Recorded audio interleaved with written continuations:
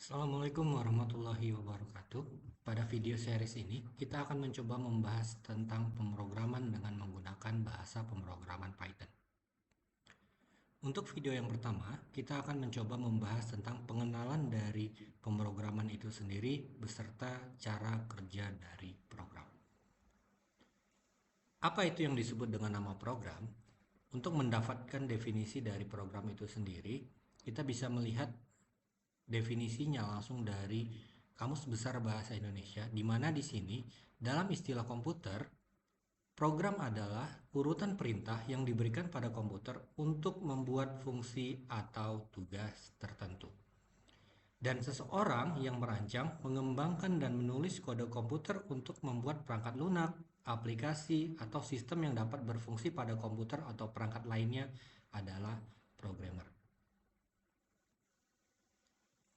Nah, kalau tadi sudah kita bahas tentang apa itu yang namanya program dan siapa itu yang namanya programmer, di sini kita bisa langsung masuk ke definisi tentang apa itu yang namanya pemrograman atau bahasa Inggrisnya adalah programming. Pemrograman itu adalah sebuah proses. Di sini saya coba definisikan ke dalam 3 poin utama.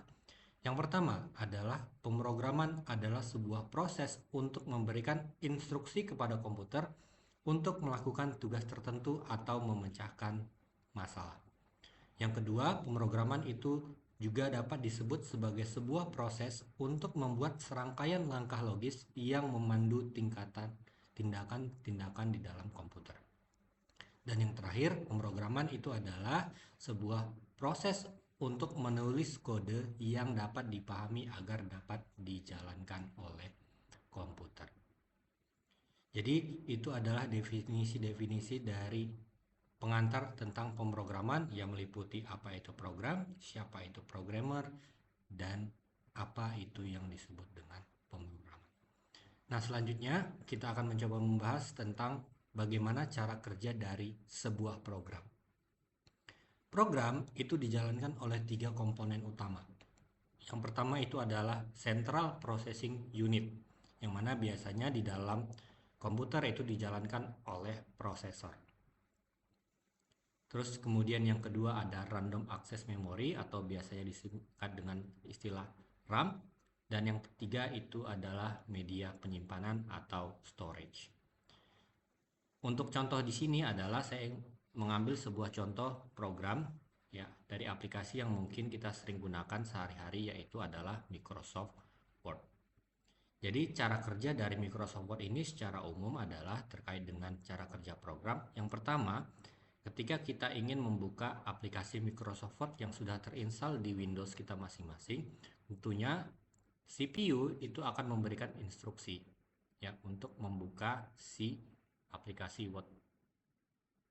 Aplikasi Word tersebut tentunya secara internal akan menjalankan banyak sekali instruksi-instruksi sehingga muncullah tampilan seperti yang kita lihat di sini. Setelah kita dihadapkan sama jendela Microsoft Word yang ada di sini, tentunya kita sudah bisa ya memasukkan kata-kata yang kita inginkan, kita bisa memformat datanya dan lain sebagainya seperti fitur-fitur yang memang sudah disediakan oleh Microsoft. Namun untuk dari sisi instruksinya sendiri, ya segala sesuatu yang kita lakukan di sini saat pertama kali instruksi tersebut dilakukan oleh si CPU, ya data tersebut akan di-load di random access memory. Segala bentuk perubahan yang kita lakukan secara real time itu semuanya akan melakukan perubahannya juga langsung ke dalam random access memory. Seperti kita tambahkan katanya, kita berikan format bold, italic atau underline, kita ganti fontnya, itu semua nanti akan diberikan CPU instruksinya langsung kepada RAM untuk meload data-data yang memang terakhir kali kita update.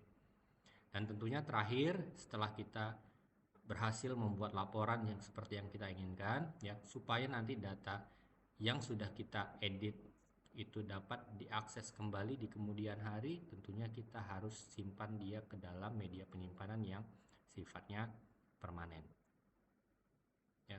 Nah, di sini biasanya kita simpan di dalam sebuah hard disk. Nah, disinilah peran dari storage untuk menyimpan data yang memang sudah kita edit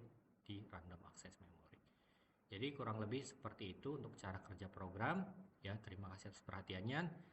Di video selanjutnya kita akan mencoba membahas tentang ya apa itu yang namanya bahasa pemrograman. Terima kasih.